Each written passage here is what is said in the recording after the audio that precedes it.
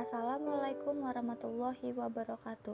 Saya Safira Biawalia, Farmasi 18B, Universitas Buana Perjuangan Karawang. Selama kuliah online akan membuat video pembelajaran dalam mata kuliah Praktikum Kimia Farmasi Analisis Kualitatif.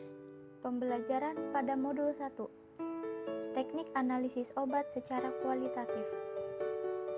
Kimia farmasi yaitu penerapan berbagai teknik, metode, dan prosedur kimia analisis untuk menganalisis bahan-bahan atau sediaan farmasi.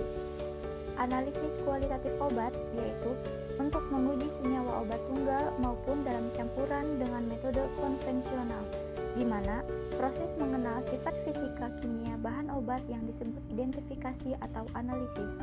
Dengan mengikuti praktikum kimia farmasi analisis kualitatif dapat memberikan keterampilan dan pengalaman kepada mahasiswa untuk mengidentifikasi obat. Teknik analisis obat secara kualitatif didasarkan pada golongan obat menurut jenis senyawa secara kimia, bukan berdasarkan efek farmakologinya, karena disebabkan kadang-kadang suatu obat dengan struktur kimia yang sama mempunyai efek farmakologi atau daya terapeutis yang jauh berbeda. Aplikasi analisa kualitatif dalam bidang kefarmasian antara lain pembuktian kemedanan bahan, identifikasi atau pemberian, jaminan mutu obat, kontrol kualitas di pasar, diagnosis radiofarmasi, dan riset kefarmasian. Metode identifikasi obat secara konvensional. Yang pertama, uji pendahuluan meliputi A. Organoleptik seperti bentuk, rasa, bau. B. Penentuan sifat fisika kimia seperti kelarutan, titik didih, titik lebur, dan lain-lain. C. Pengujian obat tes keasaman dengan menggunakan kertas lakmus. D. Penentuan unsur-unsur obat seperti menentukan keberadaan unsur selain karbon, hidrogen, dan oksigen pada obat yang diidentifikasi. E. Mikroskopik dengan menggunakan mikroskop. F. Cara kimia menggunakan reaksi tertentu. Kedua, penentuan gugusan fungsional yang khas atau uji golongan, seperti pemeriksaan golongan senyawa karbohidrat, senyawa asam organik, senyawa fenol, senyawa alkaloid, senyawa sulfonamid, dan senyawa barbiturat. Ketiga, penentuan jenis zat, berdasarkan hasil reaksi dengan pereaksi tertentu dan pengamatan bentuk kristal menggunakan mikroskop. Modul 2. Reaksi penggolongan.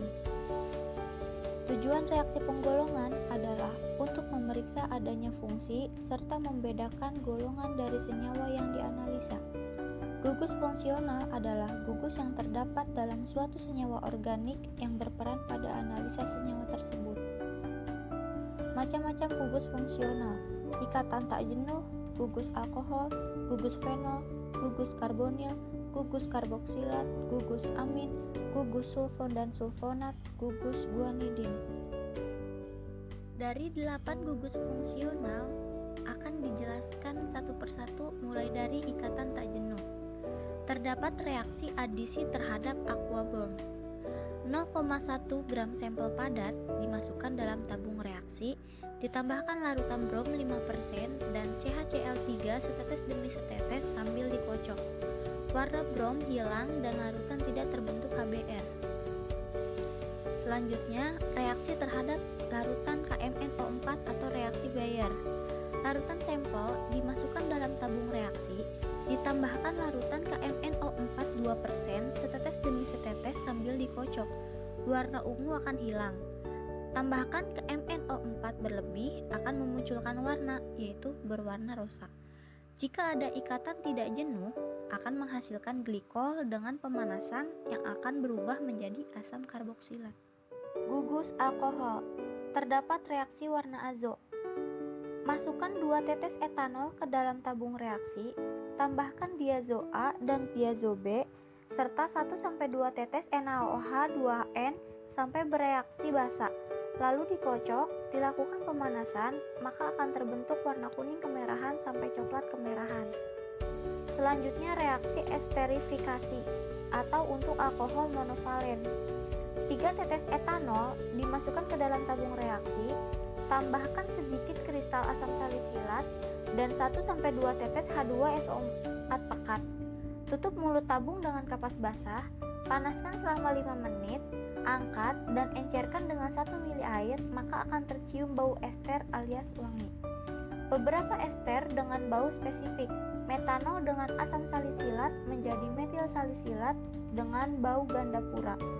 Etanol dengan asam benzoat menjadi etil benzoat dengan bau pisang Ambon. Etanol dengan asam asetat menjadi etil asetat dengan bau pembersih kutek. Gugus spenol. Reaksi Lerosen atau reaksi Marquis. Larutkan sejumlah sampel dengan asam sulfat pekat di dalam tabung reaksi. Ditambahkan formalin atau formaldehid sama banyak dengan H2SO4 pekat secara perlahan melalui dinding tabung reaksi. Tunggu beberapa saat, amati perubahan warna yang terjadi. Beberapa hasil reaksi antara lain, fenol menjadi merah ungu, asam salisilat menjadi merah, oksitetrasiklin menjadi jingga, dan beta-naptol menjadi coklat. Selanjutnya, reaksi dengan aquabrom. Beri larutan fenol dalam air pada plat tetes, tambahkan pereaksi setetes demi setetes sampai warna kuning muda. Akan terbentuk endapan putih atau kuning muda. Selanjutnya, reaksi warna azo. Campur 1 tetes larutan A dan 1 tetes larutan B dalam tabung, lalu tambahkan 1 tetes NaOH2N, akan terbentuk warna kuning kemerahan sampai coklat kemerahan tanpa pemanasan. Hasil reaksi beberapa senyawa antara lain, fenol menjadi kuning kemerahan, alpha-naptol menjadi coklat kemerahan, dan beta-naptol menjadi kuning. Selanjutnya, reaksi dengan FeCl3. Beri sedikit larutan sampel dalam air atau alkohol pada plat tetes, tambahkan 1 tetes per reaksi, akan terbentuk warna-warna seperti ungu, biru, hijau, dan lain-lain. Beberapa hasil yang spesifik antara lain, turunan salisilat menjadi ungu dan vitamin B6 menjadi merah. Gugus karbonil. Terdapat reaksi Schiff. Dalam tabung, masukkan 2 mili air dan 1 tetes aldehida. Lalu ditambahkan 1-2 tetes per reaksi, akan terbentuk warna merah sampai merah ungu. Selanjutnya, reaksi reduksi. Dalam tabung, masukkan beberapa tetes per reaksi dan larutan sampel, dilakukan pemanasan, terbentuk cermin perak pada dinding tabung. Selanjutnya, reaksi dengan fluoroglucin dan HCl. Pada plat tetes, dimasukkan 2 tetes sampel, ditambahkan 1 tetes larutan jenuh fluoroglucin dalam HCl pekat, maka terbentuk warna rosa jingga. Gugus karboksilat. Terdapat reaksi esterifikasi. Campur sedikit sampel dengan 2 bagian etanol dan beberapa tetes H2SO4 pekat dalam tabung. Tutup tabung dengan kapas, panaskan dalam penangas air selama 2 menit, lalu encerkan dengan air. Akan tercium bau ester yang wangi. Hasil positif untuk asam karboksilat alifatis dan aromatis. Selanjutnya dengan FeCl3 memberikan warna yang berbeda-beda untuk beberapa asam.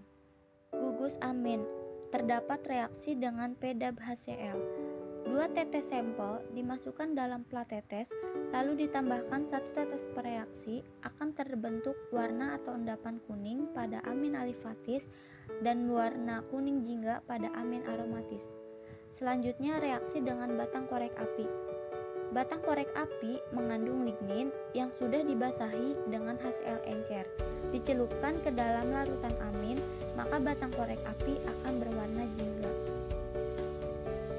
Selanjutnya, reaksi indofenol. Panaskan sedikit sampel dengan 2 mili air dalam tabung sampai mendidih. Tambahkan 2 tetes NaOH atau NH4OH dan beberapa tetes larutan NaOCl. Kemudian, tambahkan 1 tetes fenol cair, akan terbentuk warna-warna yang berbeda. Jika dikocok dengan ether, lapisan ether umumnya akan berwarna merah. Selanjutnya, reaksi dengan CuSO4. Sedikit sampel dalam tabung, ditambahkan 2 mili air dan 2 tetes NaOH. Panaskan pada api kecil sampai mendidih. Dinginkan lalu tambahkan 1-2 tetes larutan CuSO4 dan beberapa tetes HCl encer sampai netral atau asam lemah. Akan terbentuk endapan yang berwarna tergantung pada senyawa amin yang diperiksa. Gugus sulfon dan sulfonat. Senyawa sulfon dan sulfonat jika dioksidasi dengan oksidator kuat akan teroksidasi menjadi sulfat dan dapat dites dengan larutan BaCl2 sehingga terbentuk endapan putih BaSO4. Gugus guanidin. Larutan sampel ditambahkan beberapa tetes NaOH 10% dan beberapa tetes larutan alfa-naftol. Didinginkan, lalu tambahkan 3 tetes larutan NaOCl akan terbentuk warna merah ungu. Terima kasih. Sekian video pembelajaran terhadap modul 1 dan modul 2. Semoga bermanfaat. Mohon maaf apabila masih terdapat kekurangan dan salah kata. Wassalamualaikum warahmatullahi wabarakatuh.